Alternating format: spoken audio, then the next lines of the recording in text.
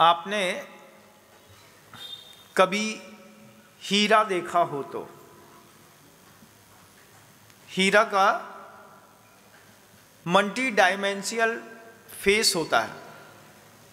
उसमें जितने कट लगते हैं उस कट में जितनी क्लियरिटी होती है, जितना उसका कैरेट होता है, उसके हिसाब से 6C चलते हैं। एक हीरे में कैरेट होता है, क्लियरिटी होती है, क्वालिटी होती है। जितना साफ सुथरा रहता है और जितना फेसेबल रहता है उतनी उसकी कीमत बढ़ती है। आचार्य श्री जी ने पहली बार जब हीरा देखा सोनी जी की नसिया में, सेठ भागचंद जी सोनी जी के हाथ में, तो उनने दिखाया कि ये ऐसा हीरा है। आचार्य श्री जी ने ज़्यादा देखा नहीं, एक झलक देखी और बस चिंतन करने लगे। फिर चिंतन करने के बाद गुरुदेव का नसीराबाद में एक प्रवचन था। नसीराबाद का जो प्रवचन था वही प्रवचन मैं आज पुनः आपके बीच में रख रहा हूँ, क्योंकि मुझको मुझसे अच्छा गुरु की बात कहने में आनंद आता है। आचार्य श्री जी कहते हैं धर्म का भी मल्टी डायमेंशियल फेस होता है। मल्टी डायमेंशियल फेस में क्या होता है? सिर्फ पूजा करने से, माला फेर लेने से, सिर्फ मंदिर चले जाने से आप धर्मात्मा हो जाएंगे, ये धर्मात्मा होने का पूरा प्रमाण पत्र नहीं है। थोड़ा सा प्रमाण पत्र में ये कुछ एक्टिविटी भी शामिल है, लेकिन पूरा प्रमाण पत्र नहीं है। गुरुवर कहते हैं व्यवहार धर्म भी होता है और निश्चय धर्म भी होता है। व्यवहार धर्म क्या महाराज? व्यवहार धर्म जिसका आश्रय लेकर के निश्चय धर्म का पालन किया जाता है। कल एक प्रश्न आया था संध्या के समय कि द्रव्य से मुनि बनने पर क्या मिलता है। शाम को सामायिक के समय चिंतन और कर रहा था, मैं उसमें चिंतन और जा रहा था अंदर। फिर बाद में वो बात आई कि द्रव्य से मुनि बनने वाले 9वें ग्रहवेयक तक चले जाते हैं। 9वें ग्रहवेयक तक जाकर के वो जो साधना करते हैं, हमने द्रव्य मुनि को कल सामायिक में कई बार चिंतन में लाया। अंतिम ग्रीवक की लौ तक पायो अनंत बिरिया पद, पर सम्यक ज्ञान न लाधो, दुर्लभ निज में मुनि साधो। इस बात को मैं सोचता रहा, फिर ये भी सोचता रहा कि एक सम्यक दृष्टि श्रावक है, कितना भी जोर मार ले 16 स्वर्ग से ऊपर नहीं जा सकता। एक द्रव्यलिंगी मुनि है, द्रव्यलिंगी है, भावलिंग क्या अपेक्षा रखता है? सम्यक दर्शन की। मान लीजिए सम्यक दर्शन उस मुनि के पास नहीं भी है, लेकिन बहिरंग से द्रव्य चारित्र का निर्दोष पालन करता है। उस निर्दोष द्रव्य चारित्र का पालन करके वो कहाँ तक पहुँचता है? 9वें ग्रहवेयक तक। 9वें ग्रहवेयक तक जाकर के वो जिस प्रकार के सुख की अनुभूति करता है, क्या उस सुख की अनुभूति एक सम्यक दृष्टि श्रावक 16 स्वर्ग में रह करके कर सकता है?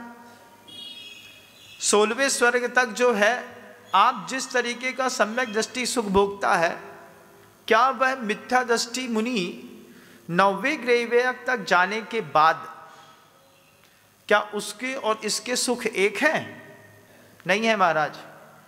आगम ग्रंथ को टटोल के देखने पर उदाहरण ऐसे कई दिखाई देते हैं। वे मुनिराज जिनको घानी में पेला जा रहा है, द्रव्य चारित्र का निर्दोष पालन करते हैं, घानी में पेल रहे हैं। कल्पना करो ना, एक बार कल्पना करो। उस साधु के पुरुषार्थ में किस बात की कमी है? क्या नहीं करते होंगे वे मुनिराज? सामायिक करते होंगे, ध्यान करते होंगे, एकासन करते होंगे, उपवास करते होंगे, नियमित 2 महीने के अंदर केशलोच कर लेते होंगे, पद विहार करते होंगे, उग्र गर्मी सहते होंगे, क्या क्या नहीं करते होंगे। लेकिन एक शब्द दिमाग में बहुत गहराई पे रखा गया, अरे ये तो द्रव्यलिंगी है, भावलिंगी को मोक्ष होता है। ये बात आपके हमारे दिमाग में भी बैठी थी। कल वो प्रश्न नहीं उठा होता तो शायद सामायिक में उसकी गहराई को मैं छू नहीं पाता। ध्यान में बैठ करके उन मुनिराज का चिंतन कर रहा था। गन्ने के रस की जैसी मशीन होती है, ऐसे ही बड़ी बड़ी मशीनों में जिसको बैल, मोटे मोटे बैल चला रहे थे, उन गन्ने के रस निकलने वाली जैसी बड़ी मशीनों में उन मुनिराज को बीच में धर करके पेल दिया गया। 1-2 नहीं, कितने? 700 मुनिराजों को पेल दिया गया।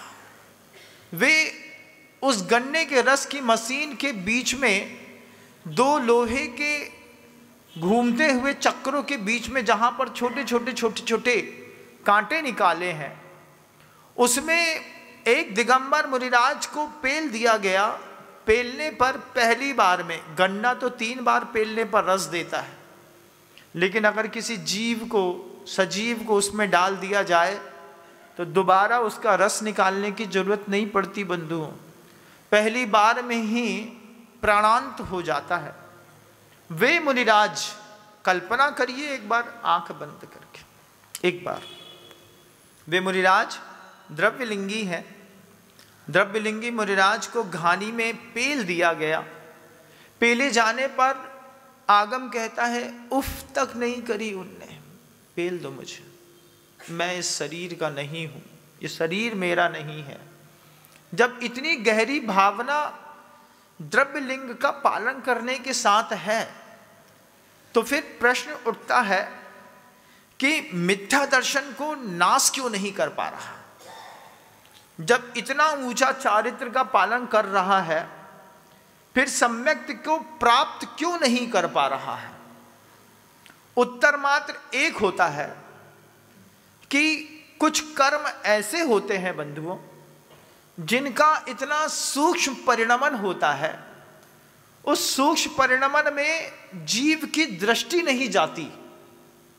उसमें जीव का पुरुषार्थ कमजोर है ऐसा नहीं, पुरुषार्थ तो इतना गजब का है कि 9वें ग्रेवियक तक गए उस साधना के बल पर, वहां पर जाकर के सुख भोग रहे हैं। अब वो भी थोड़ा सुख नहीं है, गृहस्थों जैसा सुख नहीं है, 16 स्वर्गों जैसा सुख नहीं है। 9वें ग्रेवियक का सुख अलग है, वहां पर मुनि ही जा सकते हैं, मुनिचर्या करने वाले जीव ही वहां पर पहुंचते हैं, सम्यक दृष्टि भी और मिथ्या दृष्टि भी। लेकिन 9वें ग्रेवियक तक जाने का जो पुरुषार्थ कर रहा है, वो व्यक्ति सम्यक दर्शन को प्राप्त करने के पुरुषार्थ में कहां पर चूक गया, ये पता नहीं चलता। जजनीन दोस्तों, अगर आपको मेरी वीडियो अच्छी लगती है तो प्लीज़ मेरे चैनल को लाइक, शेयर, सब्सक्राइब करिए और इसी तरह से अपना प्यार देते रहिए। धन्यवाद।